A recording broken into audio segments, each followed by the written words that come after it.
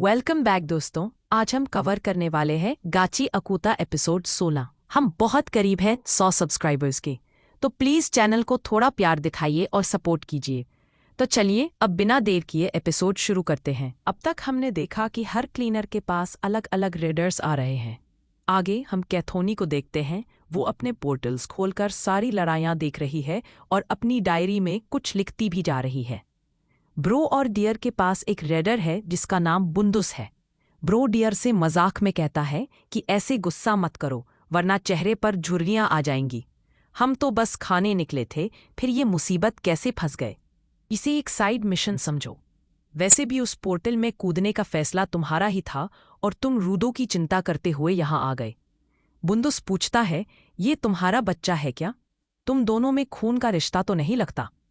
Bro कहता है कि हमें जल्दी यहाँ से निकलना होगा वरना डियर को नींद आ जाएगी।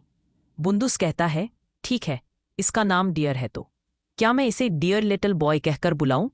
ये कितने साल का है? ब्रो बताता है कि ये पिछले महीने ही 10 साल का हुआ, 17 सितंबर को। बुंदुस बोले कि मेरा बर्थडे 19 को है। ब्रो कहता है कि तब तो तुम इससे बड़े हो, और दोनों हंस पड़ते हैं। ब्रो बुंदुस से पूछता है उसकी कहानी क्या है। तुम दिखने में बुरे तो नहीं लगते, तुम यहाँ हमसे लड़ने ही आए हो ना?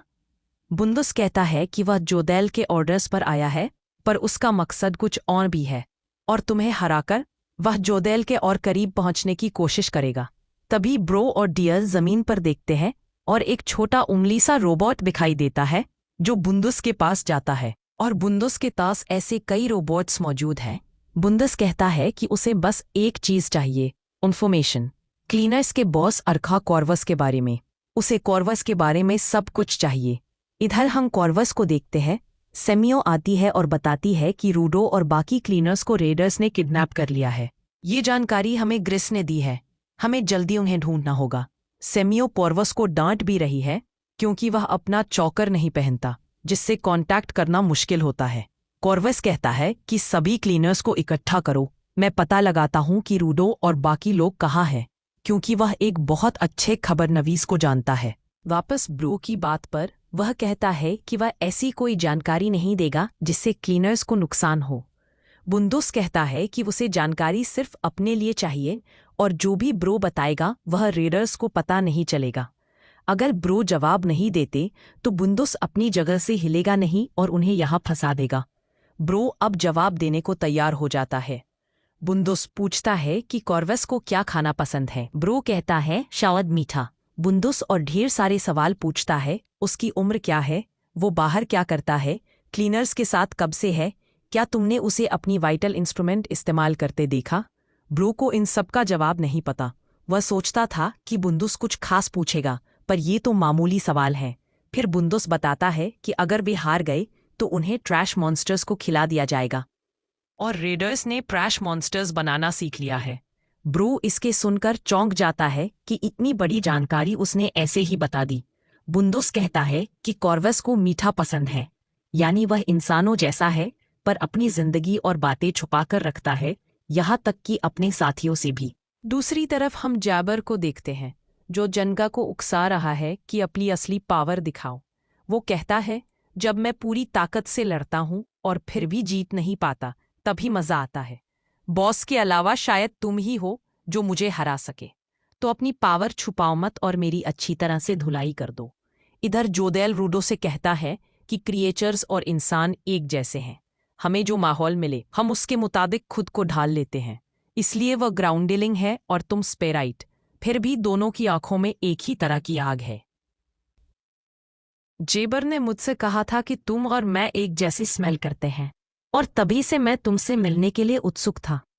रूडो कहता है, अगर ऐसा ही था तो तुम मुझसे सीधे आकर मिल सकते थे, मुझे किसी को ज्वाइन करने की जरूरत नहीं है। मैं खुद स्पीयर जाना चाहता हूं ताकि उन हरामियों को खत्म कर सकूं। जोदेल अब रूडो से कहता है, क्या तुम्हें पता है कि ग्राउंड पर कुछ ऐसे लोग भी हैं जो स्पीयर से गिरने वाले कचरे की पूजा करते हैं?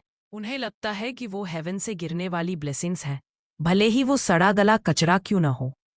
और अगर उसी कचरे में दबकर उनकी जान भी चली जाए तो भी उन्हें फर्क नहीं पड़ता। ये बात बाहर वालों को तो अजीब लगती है, लेकिन अगर किसी को बस इतना ही पता हो तो उसे ये सब नॉर्मल लगेगा और वो इससे लड़ने की कोशिश भी नहीं करेगा। रूडो सोचता है शायद स्पीयर के लोगों को भी यही लगता होगा कि सब नॉर्मल है, क्योंकि उन्होंने कभी बाहर की दुनिया देखी ही नहीं। यह नॉर्मल तो करप्ट लोगों ने बनाया है और लोग अंधों की तरह उसे फॉलो करते रहते हैं, जबकि वही चीज़ उनके लिए जहर साबित हो रही है। लोगों को इससे बाहर निकालने का एक ही तरीका है, उन्हें एक बड़ा झटका देना। इतना कहकर जोदेल एक कॉकरोच खा जाता है और कहता है, झटका मिलने से ही लोगों की असलियत सामने आती है। रूडो के साथ भी तो यही हुआ था।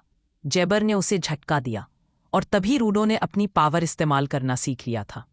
अब जेबर जनका से लड़ रहा है, शायद वो उसके साथ भी यही करने वाला है। जेबर अचानक जनका पर अटैक कर देता है।